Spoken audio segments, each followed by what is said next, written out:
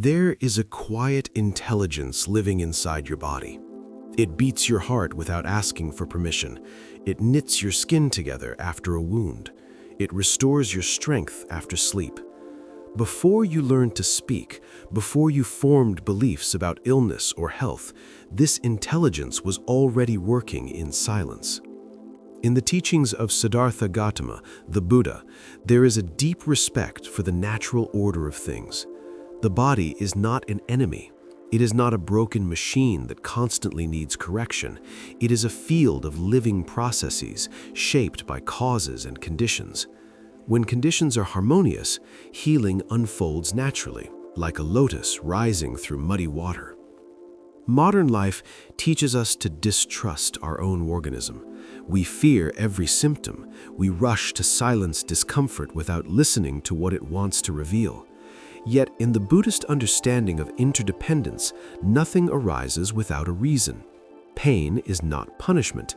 Fatigue is not weakness. They are messages written in the language of sensation. The body speaks through tightness in the chest, through heaviness in the limbs, through warmth, tingling, contraction, expansion. When we ignore these whispers, they grow louder. When we meet them with presence, something begins to soften. One ancient story tells of a monk who approached the Buddha complaining of constant suffering. "My body aches, my mind is restless, I cannot find peace," he said. The Buddha asked him gently, "When struck by an arrow, would you choose to be struck by a second one?" The monk replied, "Of course not." The Buddha explained that physical pain is the first arrow. The second arrow is the resistance, the fear, the story we add. The first arrow may be unavoidable. The second is optional. This teaching is not a denial of medicine. It is an invitation to awareness. When the mind resists pain, the body tightens, muscles contract, breath becomes shallow, stress hormones flood the bloodstream. The organism shifts from repair to defense. But when pain is observed without hostility, the nervous system receives a different signal: safety, permission, space. Your organism knows how to heal, but it requires the right soil. Calm breath, gentle attention, compassion toward oneself. These are not abstract spiritual ideas. They are biological conditions that allow regeneration. Consider how a wound heals. First, there is inflammation, heat, swelling, redness. If we panic at the sight of this natural process, we may interfere unnecessarily. Yet inflammation is part of restoration. The body is cleaning and rebuilding. Healing often looks messy before it looks whole. In meditation, we begin to witness this intelligence directly. Sitting quietly, feeling the breath move in and out, we discover subtle rhythms: the pulse in the fingertips, the rise and fall of the abdomen, the gentle sway of posture. The body is never static. It is a flowing river of change. The Buddha spoke often of impermanence. Everything arises and passes away. This includes illness. This includes health. When we cling to the idea of a permanently strong body, we suffer when weakness appears.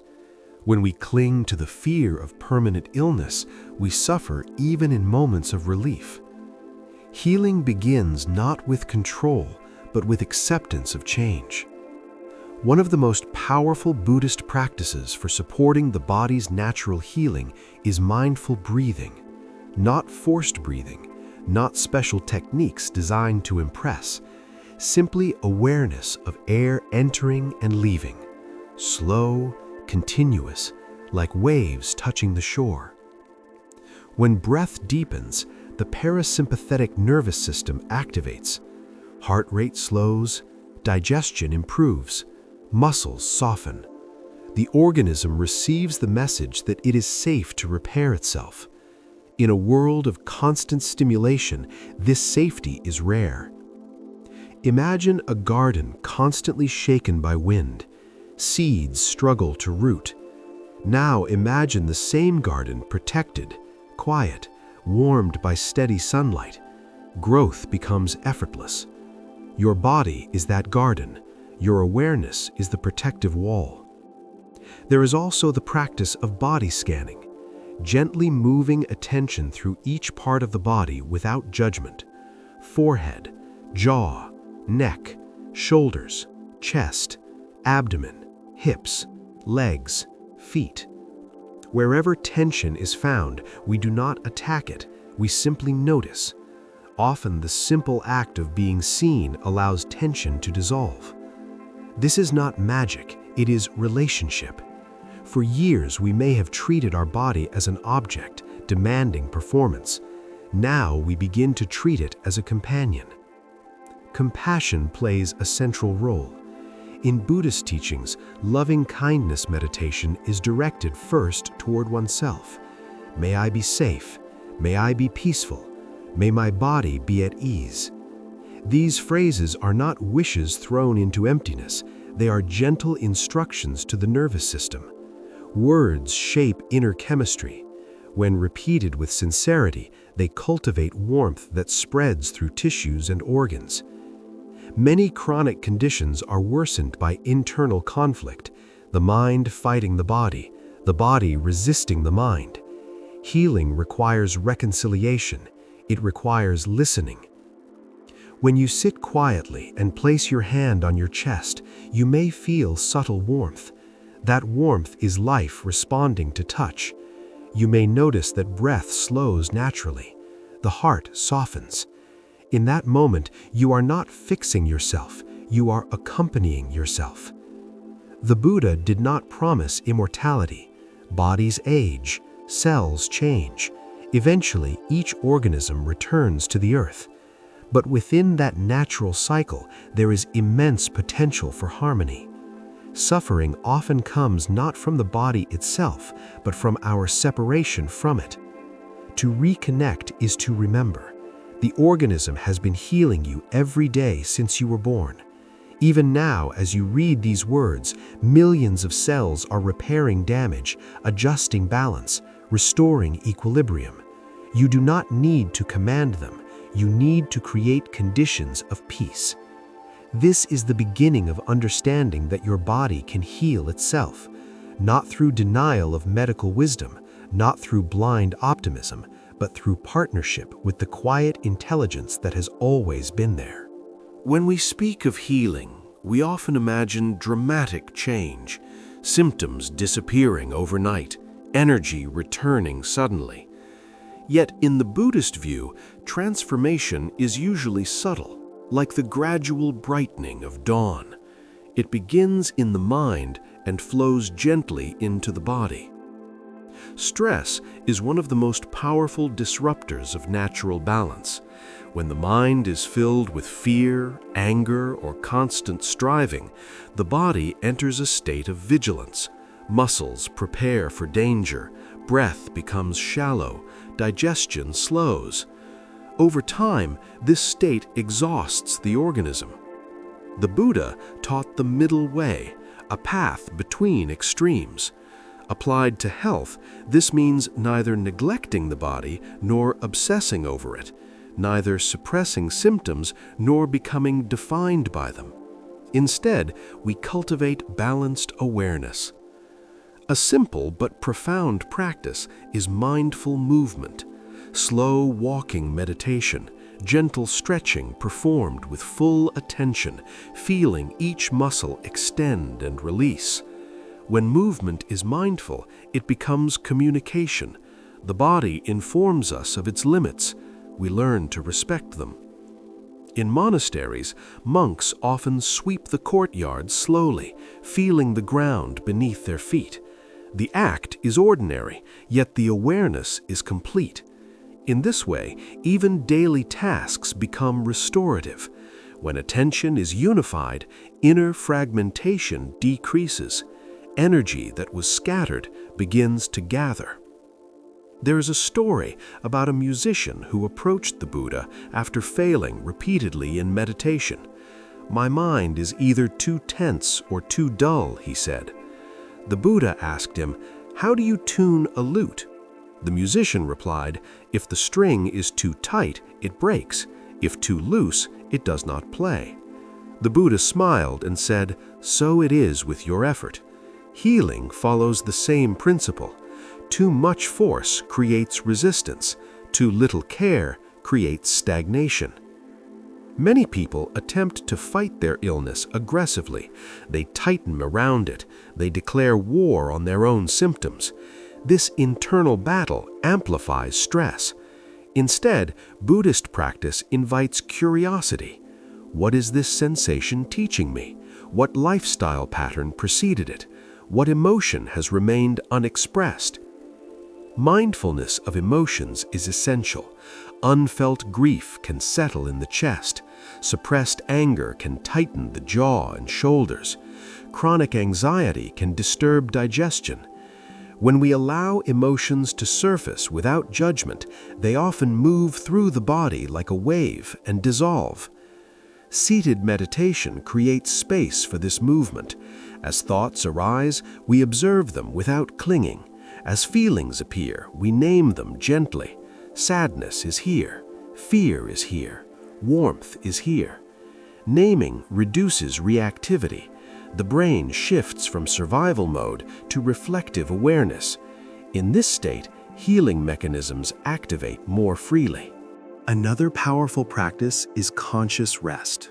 In many cultures, rest is seen as laziness, yet the organism repairs most deeply during periods of relaxation. Lying down, feeling the entire body supported by the ground, allowing gravity to hold you, can be profoundly therapeutic. No striving, no achievement, just being.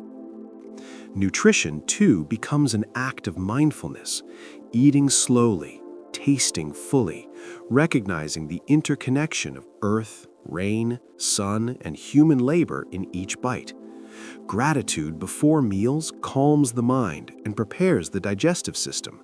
The body receives food differently when eaten in peace. Compassion toward oneself must also extend to realistic expectations. Not every illness disappears, not every discomfort vanishes. But even in chronic conditions, suffering can decrease dramatically when resistance softens. The body may still carry pain, yet the mind no longer multiplies it. Breath awareness combined with loving kindness can transform the experience of symptoms. Imagine breathing gently into an area of tension, not to force it open, but to accompany it. With each exhale, silently offer kindness. May this part of me be at ease. Over time, tissues respond to this consistent warmth. Scientific research increasingly confirms what contemplatives have known for centuries. Meditation influences immune function. It reduces inflammatory markers. It balances hormonal responses. But beyond data, there is direct experience. You can feel when your body is less guarded. You can sense when inner weather clears. Healing is not always the removal of disease. Sometimes it is the restoration of wholeness, even in the presence of limitation. A person confined to bed can experience deep peace. A person outwardly healthy can live in constant turmoil. The true measure of healing is harmony. The Buddha emphasized awareness of posture. Standing, walking, sitting, lying down. Know that you are standing, walking, sitting, lying down. This simple instruction returns us to embodiment. Many illnesses are worsened by chronic dissociation from bodily signals. Reclaiming awareness restores alignment. Forgiveness is another medicine. Resentment keeps the nervous system in a state of contraction. When we hold grudges, the body carries their weight.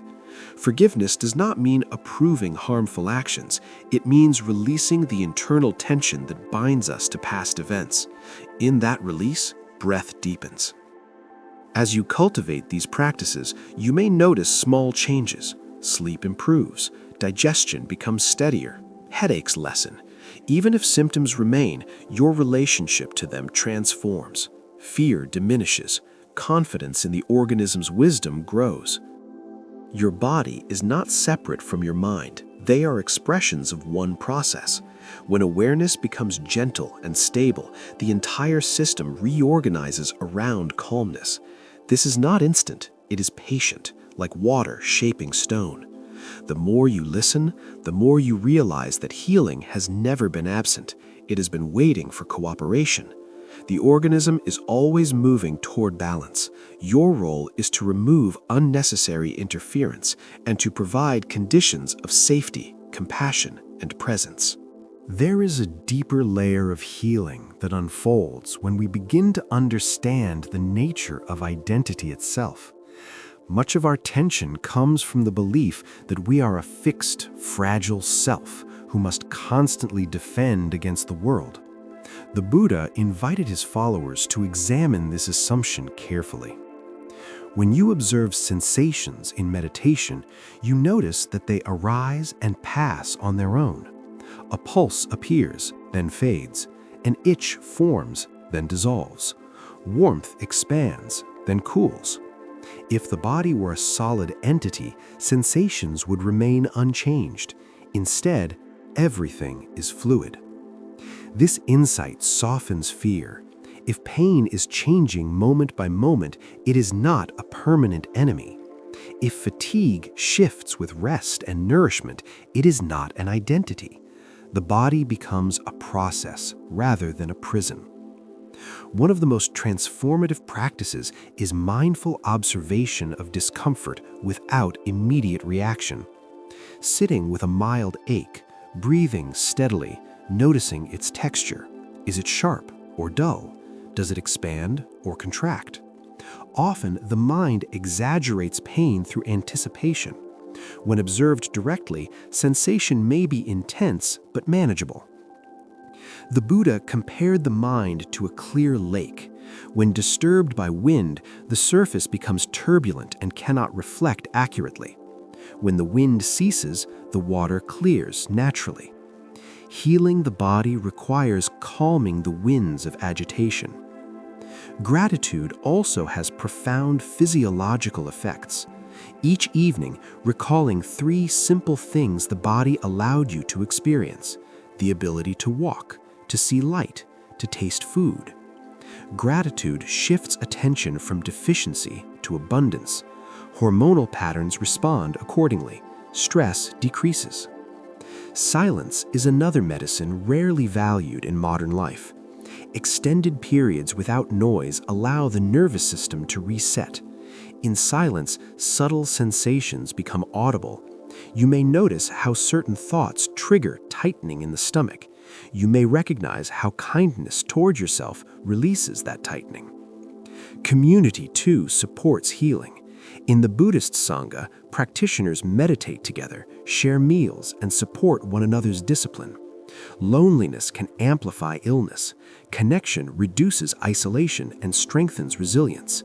Even a single sincere conversation can lighten internal burdens. As we come to the final reflections, it is important to remember that healing is not a destination you reach once and for all. It is an ongoing relationship with life as it unfolds through your body. Every breath is an opportunity to return to balance. Every sensation is a doorway to deeper understanding. The organism you inhabit is ancient and wise. Long before you learned to analyze or judge, it regulated temperature, balanced fluids, repaired tissues. This wisdom has not disappeared. It sometimes becomes obscured by stress, by relentless mental activity, by fear of uncertainty. Yet beneath these layers, the capacity for restoration remains. When you practice mindful breathing each morning, even for a few minutes, you are signaling to your entire system that it is safe to soften. When you pause before reacting to discomfort and instead observe it with curiosity, you reduce unnecessary tension. When you speak kindly to yourself during moments of weakness, you nourish resilience. It may help to create small daily rituals, sitting quietly at sunrise, walking slowly in the evening, placing a hand over the heart before sleep, and offering gratitude for the day. These simple gestures accumulate. Over weeks and months, they reshape internal climate. There will be times when medical support is necessary, and seeking it is an act of wisdom, not failure. Buddhist practice does not replace science, it enriches the conditions under which science works. A calm mind responds differently to treatment than a fearful one. A body that feels supported heals more readily than one that feels attacked. You may notice that as your relationship with your body softens, your relationship with others changes as well. Patience grows, listening deepens. The compassion you extend inward naturally flows outward. In this way, personal healing contributes to collective harmony. If at times you forget these practices, begin again gently. There is no punishment for losing awareness, only another invitation to return. The body is patient. It waits for your attention without resentment. Imagine living with the quiet confidence that your organism is fundamentally oriented toward balance. Not perfect balance, but dynamic balance, a constant adjusting, responding, learning. In that confidence, anxiety lessens. You move through life with steadier breath. You are not required to force transformation. You are invited to participate in it.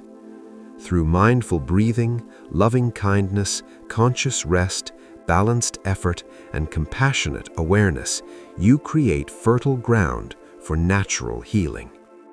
May you trust the quiet processes unfolding within you. May you treat your body as a respected companion. May you discover that much of what you seek is already present in each calm breath. If these reflections resonate with you, you are warmly invited to subscribe to the channel, to put a like, and to write a comment sharing your experience. Your presence here is meaningful. And to everyone who wishes to support the channel with a donation, the links are in the description and in the pinned comment. Thank you for being here and for watching. May your path be gentle and your body at ease.